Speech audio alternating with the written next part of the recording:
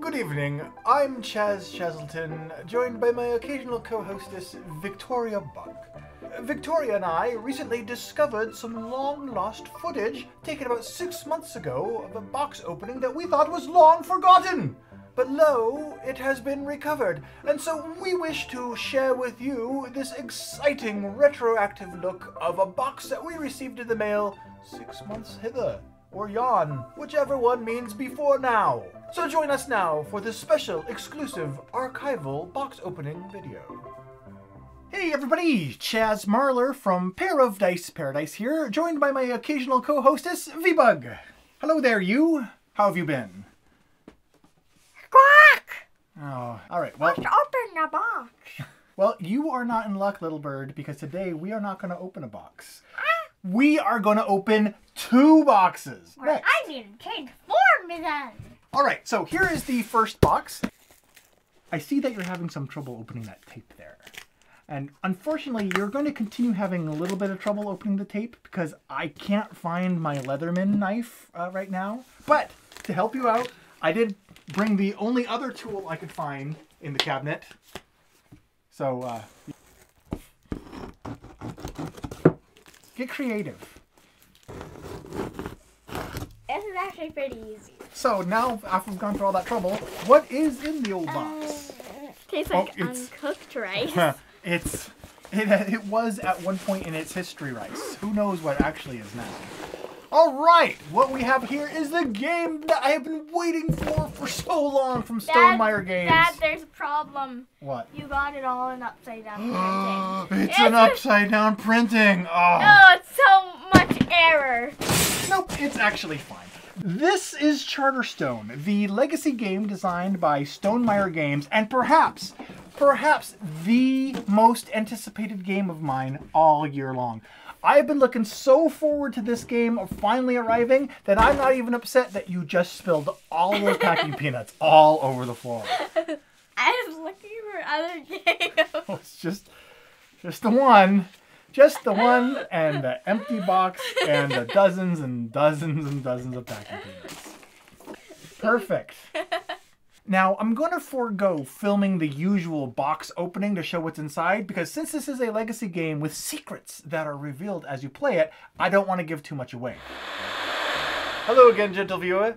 Victoria and I are going to interrupt our presentation here just momentarily to share with you some new information and insights about Charterstone, which you just saw our on-screen personas unbox. In the time since our recording of that episode, we have now hence played the entire campaign of Charterstone in its completion. What say ye to your experience playing the Charter of Stone? It was the good. I found in my experience that the game started out somewhat slow but built up and became more and more complex as we played one after another. Did you have that same experience with your small childlike mind? Me and the mother were betting against the king, and he was supporting the king. I take pride in revering the office of the crown, and I supported the king to the fullest extent of my abilities. Oh, you so lost. Would you play a game similar to this again? What's the British word for yes? I would concur that Charterstone was found to be, by me, a very enjoyable experience, which I would still highly recommend, especially for anyone who wishes to dabble, or, dare I say, indulge in a legacy gaming experience. So that's Charterstone, the legacy game by Stonemaier Games, designed by Jamie Stegmaier, the one and only game inside box number 1. There is more. Let's get box number 2. Okay, give me the hammer. All right, on to box number 2 and its contents. Wow, you are getting really good at that.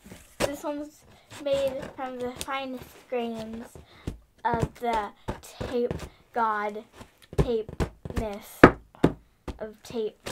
Oh, I really wish I knew what you were talking about. Sounds interesting. All right, so in box number 2... And then a packing peanut, and then another packing peanut, and then another packing peanut, and then... So what's really interesting to me is how Think these... of the name Legacy in it. Yes, how both of these boxes, ordered at completely different times in the year, both contain Legacy games and both arrive so close to each other. This is Pandemic Legacy Season 2, and anyone who knows me knows that I really dig a Legacy game, so I have been looking forward. Again, I am so excited about Pandemic Legacy Season 2 showing up.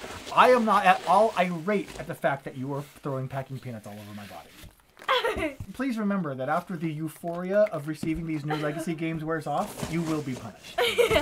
So again, since this is a Legacy game, I'm going to forego actually opening it up and showing what's in the box. But like Season 1 of Pandemic Legacy, this tells a story. There are secrets to unlock, and there are things to build on the map, add to the rulebook, stickers to add, things to rip up, tear open, and discover. Super mega looking forward to Pandemic Season 2. Anyone who's interested in a Legacy type game, I would highly recommend trying out both of these games right here. Hello again. This time we're here to interrupt you with some follow-up information on Pandemic Legacy Season 2. Now, I've been playing this with one of my game groups, the same game group that I played all of Risk Legacy and Pandemic Legacy Season 1 with. And I'm here to say that Pandemic Season 2 is okay so far. At this point, we've gotten into the first few months of the year, perhaps mid-March, and I must say that it is going a bit slower than I would have thought.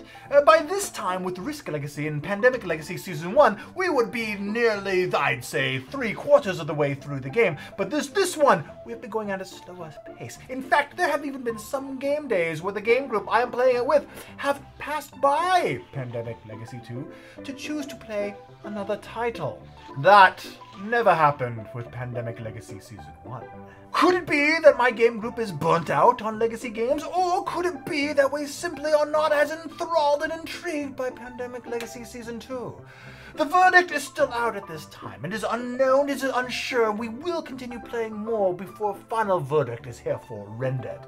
But suffice it to say, Pandemic Legacy Season 2 is being played, but not at the same frantic, breakneck pace as its predecessors. However, we are not done. There is one more game in this box, a third one that we're adding to our collection this time around. A game that I've been waiting for quite a while as well. The one that little V-Bug is about to pull out of the box. Eventually. Wow, that is heavy. Oh boy, howdy. Why? This is the Gaia Project. So Gaia Project is kind of the next generation of Terra Mystica. And Terra Mystica was called by many, I know, as Spreadsheet the Game. But still, they played it and enjoyed it, and it's a really good game. Gaia Project takes what Terra Mystica started, streamlines it, and moves it into outermost space. So let's take a look at what comes in the Gaia Project, and then we'll be right back. Gaia Project is the successor to the worldwide hit Terra Mystica. At least that's what the back of its box says. It also goes on to say that this is a game where luck plays no part, which is unlucky. In the game, players will colonize the Terra Mystica galaxy as one of 14 unique factions. They'll upgrade their structures, gain resources, and progress in 6 different research areas to accelerate their galactic expansion. And the box makes a good point that with 14 different factions, each one having their own unique abilities and variable scoring conditions, every single solitary game of Gaia Project provides a unique experience. You know what, Gaia Project box? I couldn't have said it better myself. And thanks to your very well-written marketing blurbs on the back of your box, I didn't have to. In fact, thanks to this helpful box back, I also know that Gaia Project includes 10 space sector tiles, 7 double-sided faction boards, 1 research board, 1 scoring board, and more than 120 cardboard tokens and tiles, plus 147 detailed plastic structures and units, and over 300 plastic pieces in total. Wow, Gaia Project box, you really do contain your own little universe. All right, so there's the 3 games that we've actually been waiting for months to finally arrive that came in 2 shipments back to back. There's the Gaia Project, which is kind of the next evolution of Terra Mystica. Pandemic Legacy Season 2, the next Pandemic Legacy game with things to discover and stuff to open that I'm really looking forward to. And Charterstone, a legacy game designed not by Rob Davio of Pandemic Legacy and Risk Legacy fame, but of Jamie Stegmaier of Stonemaier Games, which is one of the things that's filling me with anticipation for this game even more. So, there you go. We got 3 awesome games here that we've been waiting a long time to show up, and we are going to go start digging into. And what are you doing? Get down in front!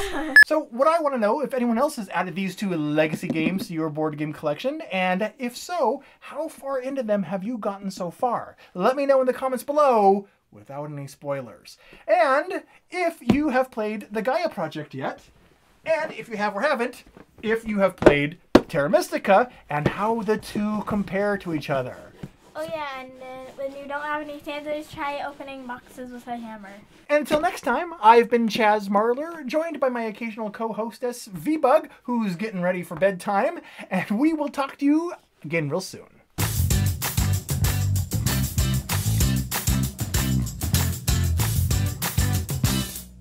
So while V-Bug is picking up packing peanuts off of the floor... Yay! Oh, it's no. like leaves! You're not. You're just raking them into a pile so you could jump in them. Look at all these packing peanuts that are on your foot just from walking around the room now. Yeah. You have to do the other one? Dad. It's Pandemic Leprosy. Yep. Just gotta clean those off. Yep. Remind me to boil this room.